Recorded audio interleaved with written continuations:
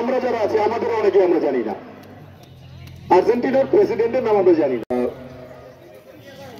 আজকের অনুষ্ঠানের শ্রদ্ধাভাজন সভাপতি বক্তব্য দেবেন। তার আগে আমাদের খুদে খেলোয়াড়দের উদ্দেশ্যে আমার একটা, সমাজ পরিচালনা করতে হলে, সামনের দিকে নেতৃত্ব দিতে হলে সিলেবাসের বাইরের কাজগুলো এটাও কোনো ব্যাপার না।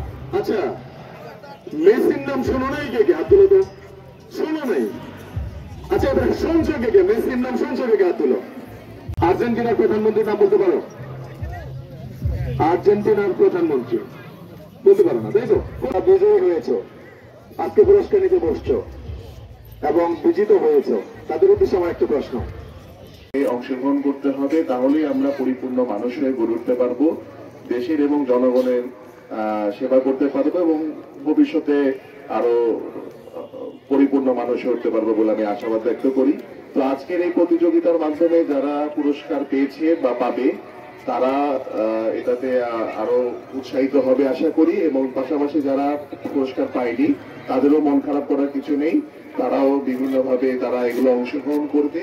মূলত এই প্রতিযোগিতার উদ্দেশ্য হচ্ছে সবার মধ্যে একটা আনন্দ এবং চাঞ্চল্য সৃষ্টি করা, যার মাধ্যমে তারা পড়াশোনার পাশাপাশি জাতীয় অ্যাক্টিভিটি গুলো যেগুলো করবে সেগুলোর মাধ্যমে তারা যেন তাদের শিক্ষার পরিপূর্ণতাটা পায়, এই আর কি।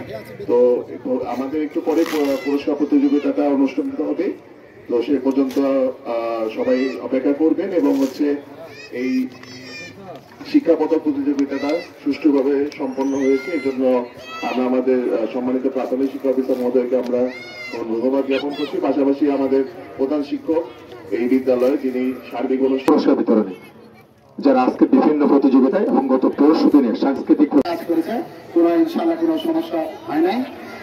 সাংস্কৃতিক অনুষ্ঠান স্যার আমরা ইনডোর গেমস করেছি, খুব সুন্দরভাবে হয়েছে।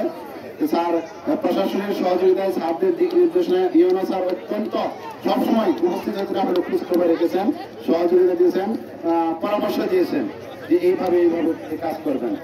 স্যারকে আমি ধন্যবাদ স্যার আপনার মাধ্যমে। আর স্যার সাংবাদিক বন্ধুগণ, যারা স্বাস্থ্য বিভাগের কর্মকর্তাবৃন্দ রয়েছেন এবং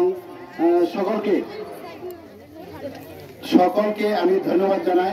সেই সাথে আমি আর একটা মেসেজ বলছি, উপজেলা শিক্ষা অফিসার হিসেবে শ্রদ্ধেয় শিক্ষক মন্ডলের উদ্দেশ্য বলছি, আমরা সবসময় তথ্য আদান প্রদান করে থাকি। ডেট নামাজ পড়ে উজু যেরকম হয় সেরকম আমাদের চিঠিপত্র আসে, ডেট চলে যাওয়ার পরে চিঠি।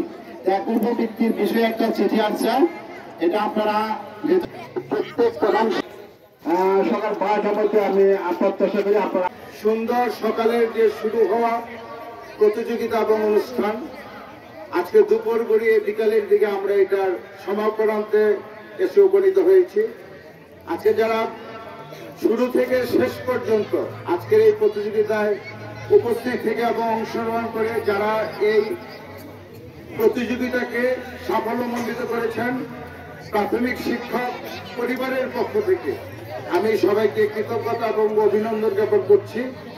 এবং তোমরা এরপরে যে জেলা পর্যায়ে প্রতিযোগিতা হবে সেখানেও অত্যন্ত সাহসিকতার সাথে এবং সুন্দর নৈপুণ্য প্রদর্শন করে জামালপুর সদর উপজেলার মুখে তোমরা সমুজ্জ্বল করবে, এই প্রত্যাশা ব্যক্ত করে এবং সংশ্লিষ্ট সকলকে আবারও ধন্যবাদ জ্ঞাপন করে আমার বক্তৃতা শেষ করছি। আসসালাম। এরকম কেউ এখানে নেই, কেউ প্রধান অতিথি এবং সভাপতি মহোদয়ের নিকট থেকে সালাম দেবো। তৃতীয় হয়েছে শুক্তারা, কানিং সরকার প্রথম বিদ্যালয়। এই ইভেন্টে কোনো তৃতীয় স্থান পাওয়া যায়নি।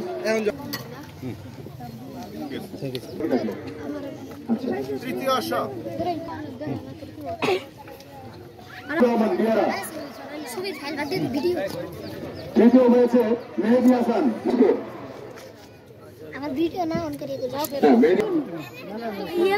তারপর বালিকা খ, ভারসাম্য বালিকা খ, প্রথম হয়েছে রাবেয়া,